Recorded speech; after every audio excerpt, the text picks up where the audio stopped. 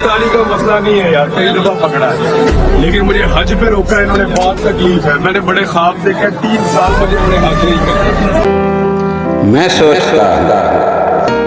سوچتا ہوں اہل کوفہ کا جرم کیا ہے کہ 14 صدیاں گزر چکی تھی، جو توق لعنت گلے میں لے کے پڑا تھا اب بھی پڑا ہوا ہے۔ میں سوچتا ہوں اور پوچھتا ہوں خود سے، آخر کیا ہوا؟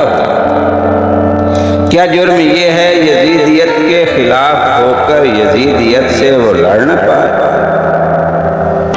کیا جرم یہ ہے یزیدیت کے خلاف ہو کر یزیدیت سے وہ لڑ نہ پائے؟